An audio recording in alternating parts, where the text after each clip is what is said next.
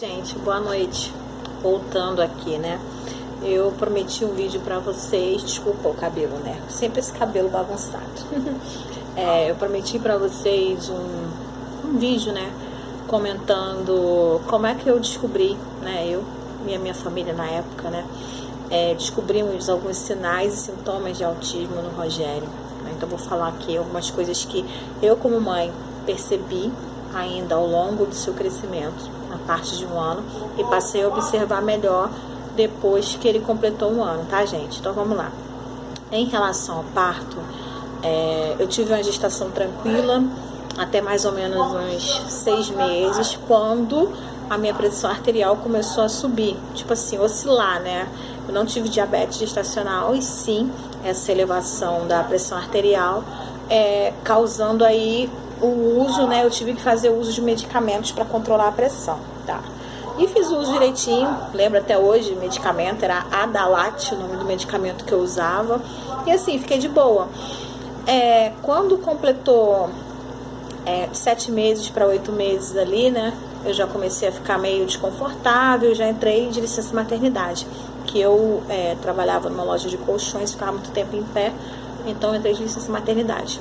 Quando o Rogério completou 8 meses certinho, a minha bolsa estourou, tá? E eu fui para maternidade, com dilatação, para ter um parto normal, né? Tudo parecia que ia ser um parto normal, mas a minha pressão estava tão alta, estava 22, que eu tive que fazer uma cesárea. Apesar de ter condições para mim, mas no caso para o médico não daria. Realmente eu poderia ter vários problemas se eu tivesse forçado o parto normal naquele momento.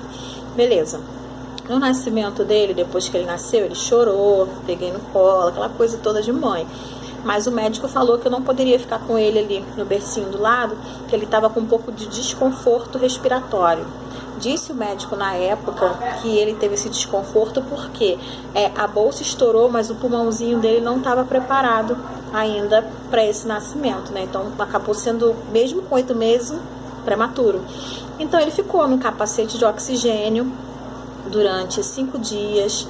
Ele teve que fazer alimentação via nasoenteral, no caso era medicamentos e também quantidades pequenas de ml, gente, de leite. Eu lembro que eu tirava o leite, a enfermeira colocava na seringa e era aquela pequena quantidade, não podia ser pela boca, tinha que ser pela sonda, né?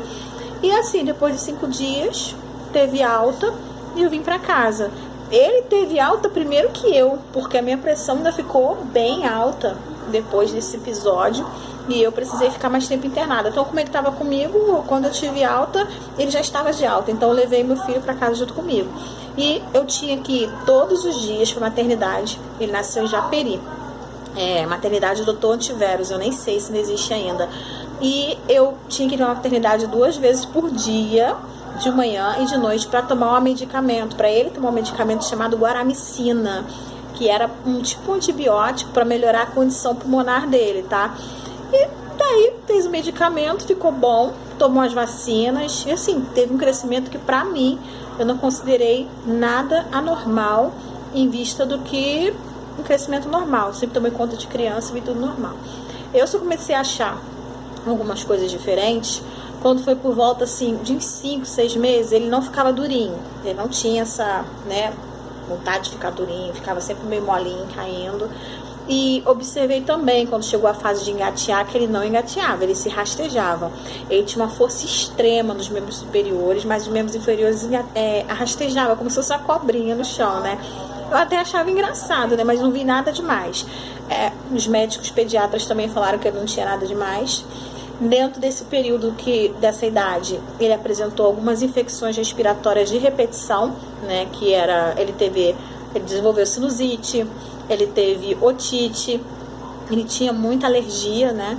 Então foi cuidado muito bem pelos médicos. Então chegou um ponto que ele também foi liberado, né, dos medicamentos para alergia que ele tomava, e cresceu bem, se alimentava bem, tomava sopinha, tomava mamadeira, porque chegou uma parte que eu parei de produzir leite, ele passou a tomar mamadeira de boa, entendeu? Com leite de vaca normal, nada diferenciado.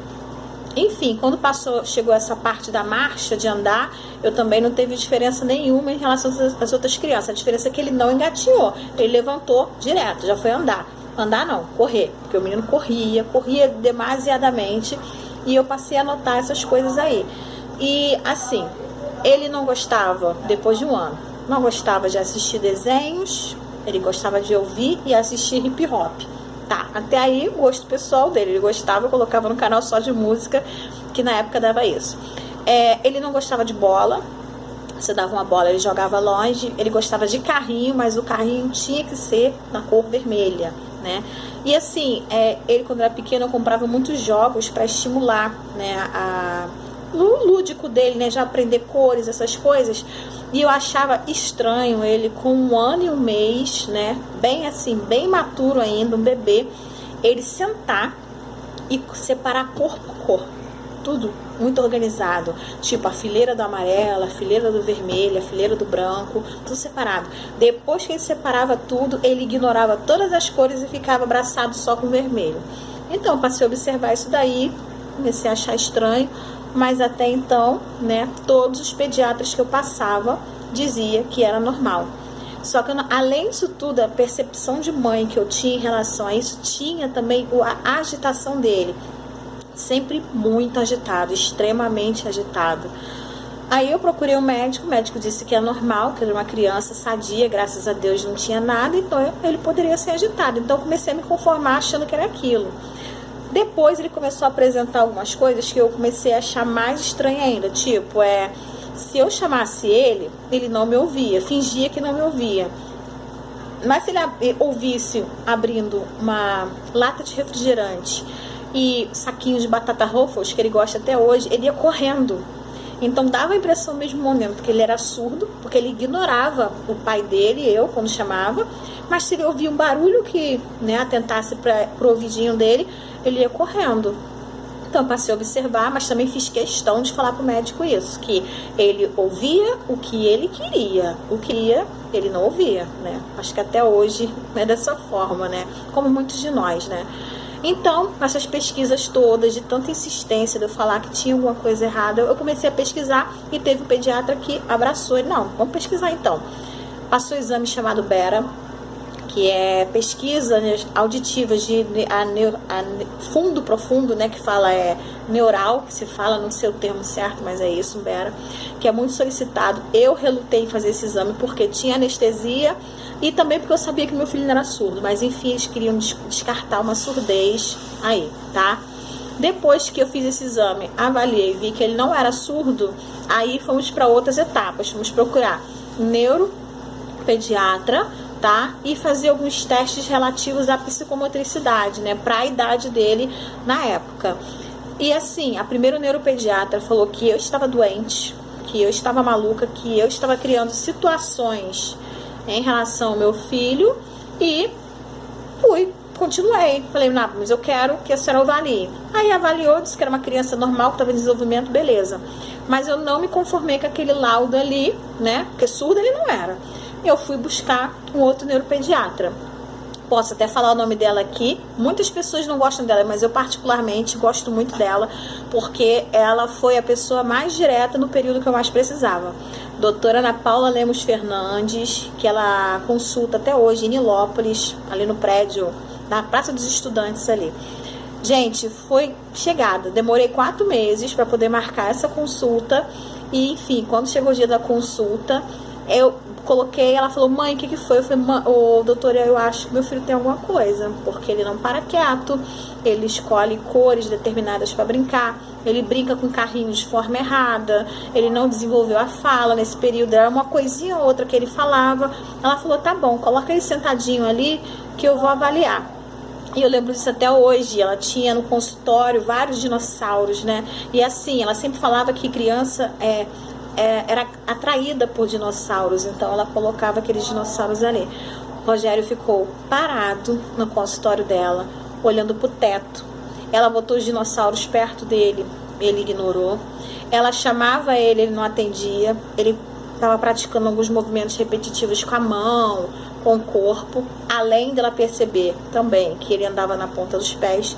Então ela não fechou um diagnóstico, mas ela falou assim, mãe, provavelmente seu filho é autista. Ela falou pra mim. Ele tinha 1 ano e 8 meses, eu não esqueço disso nunca. Aí eu falei, como assim, autista? Ela é, provavelmente seu filho é autista, só não fecha um diagnóstico agora, porque a idade dele não é para fechar diagnóstico, eu só posso dar um diagnóstico a partir dos 3 anos, mas como é que se fala? O tratamento que a senhora vai dar, a senhora e seu esposo vai dar a ele, é justamente tratar para desenvolver uma criança autista, então você vai começar já. Eu lembro que na época o pai dele ficou super revoltado com o fato da doutora falar que o filho era autista, ficou agressivo, nervoso, xingou alguns palavrões, enfim. Mas depois eu falei, poxa, é até melhor que se for autismo, a gente já começa a tratar logo, porque geralmente o diagnóstico de autismo nas crianças sai tardiamente. E no Rogério, poxa, ela deu aquele despertar com 1 ano e 8 meses. Então eu falei, opa, vou tratar.